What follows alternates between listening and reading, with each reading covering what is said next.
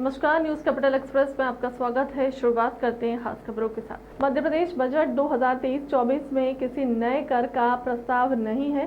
कुल व्यय के लिए 2022-23 का बजट अनुमान 2,37,715 करोड़ रुपए है। इसमें 33,839 करोड़ बढ़ाकर 2023-24 के लिए 2,81,554 करोड़ का प्रावधान प्रस्तावित है। देश के सकल घरेलू उत्पाद में हमारे प्रदेश का योगदान 3.6% से बढ़कर अब 4.8% हो चुका है। 2011-12 के प्रति व्यक्ति आय 30,457 रुपये थी। अब 22-23 में 3.5 गुना तक बढ़ाकर 1,40,585 हो गई है। यह बजट 22-23-24 3,13,025 करोड़ रुपए का है। पिछले साल 22-23 में बजट 2,97,697 करोड़ रुपए का था। MBBS सीट 2055 से बढ़ाकर 3,605 की जाएगी।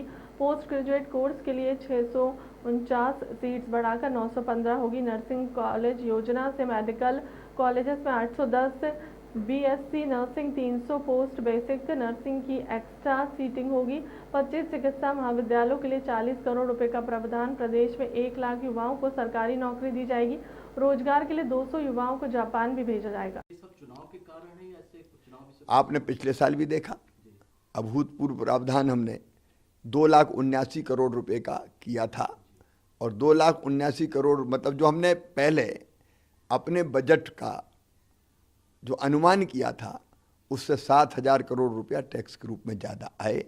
मध्य प्रदेश के स्वयं के राजस्व संग्रहण की दर बहुत तेज़ी से बढ़ी है और हम अपने साधनों से जो कर जुटा रहे हैं वो अपने आप में अभूतपूर्व है। और खेलों के लिए भी 3 गुना बढ़ा है। खेलों के लिए 738 करोड़ रुपया हमारे खिलाड़ियों ने खेलों में गजब ढाया है। पहले मध्य प्रदेश खेल के नाम पर जाने ही नहीं जाता था, लेकिन अब तीसरे नंबर पे आए खेलो इंडिया यूथ गेम्स में। हरियाणा के पास हमसे 2 ही स्वर्ण पदक ज़्यादा है। कितना अंतर था हम में और उनमें, इसलिए 3 गुना बजट किया है। आप सब जानते हैं, आप प्रबुद्ध हैं, कर्ज की सीमा तय की जाती है केंद्र सरकार के द्वारा कुछ मापदंडों के आधार पर। मध्य प्रदेश ने कभी उस सीमा का अतिक्रमण नहीं किया। जो मापदंड भारत सरकार के होते हैं उसी के अनुपात में हम कर्जा लेते हैं। मैं कांग्रेस को याद दिलाना चाहता हूं, 2002-03 में जीएसडीपी के 32% तक कर्जा लिया गया। अभी भारतीय जनता पार्टी की सरकार के ये कर्जा जीएसडीपी के केवल 29% तक है, मतलब उनसे काफ़ी कम। हमारा आकार कितनी तेज़ी से बढ़ रहा है। 3 लाख करोड़ रुपए से ज़्यादा का बजट, 3,14,000 करोड़ रुपए का बजट। जीएसडीपी उस समय थी केवल 71,000 करोड़ रुपया की, आज बढ़ के हो गई 13 लाख करोड़ रुपया। अब 13 लाख करोड़ की जीएसडीपी में ये कर्जा कहीं नहीं है। और भारत सरकार ने जो मापदंड बनाए है उसके अनुरूप।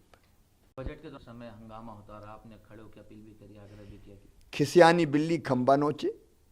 कुछ था नहीं उनके पास। उनको लगा कि निर्विघ्न अगर सब कुछ चला, वित्त मंत्री जी का भाषण हो गया तो सारी चीज़ें जनता के पास बहुत प्रभावी ढंग से जाएगी, तो चिल्लाओ, अराजकता मचाओ, हंगामा करो। मध्य प्रदेश में ऐसा पहले कभी नहीं हुआ। ये लोकतंत्र की मर्यादाओं को तार तार किया है उन्होंने। बच्चियों को स्कूटी देने की भी। देखिए, बेटियों की शिक्षा में हम कोई कसर नहीं छोड़ रहे। हम बेटियों को साइकिल तो देते ही, लेकिन इस बार तय किया कि 12वीं में अपने स्कूल में जो बेटी फर्स्ट आएगी, हर स्कूल में उसको स्कूटी दी जाएगी कॉलेज में जाने के लिए। पेट्रोल का झंझट भी नहीं। सर, आपने लाडली में 8,000 करोड़ का प्रावधान रखा है और 1,000 रुपये महीना देने का कहा। कांग्रेस ये कह रही, कमलनाथ ये कह रही कि हमारी सरकार आएगी तो हम 1,500 रुपये। इन झूठों को थोड़ी शर्म तो आनी चाहिए। ये वही कांग्रेस है जिसने 2017 में मेरी शुरू की गई आहार अनुदान योजना, जिसमें 1,000 रुपया गरीब बैगा भारिया शहरिया बहनों को देते थे। कमलनाथ जी बैगा भारिया शहरिया बहनों के पैसे खा गए, तुमने उसके पैसे नहीं दिए थे।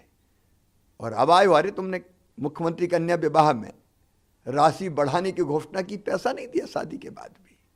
संबल योजना बंद की, तीर्थ दर्शन योजना बंद की। ये पुरानी योजनाएं जितनी थी सब बंद करने वाले, कर्जा माफी का कह के मुकरने वाले, बेरोजगारी भत्ता पिछली बार का था, धेला नहीं दिया। ये कांग्रेस झूठ की दुकान है।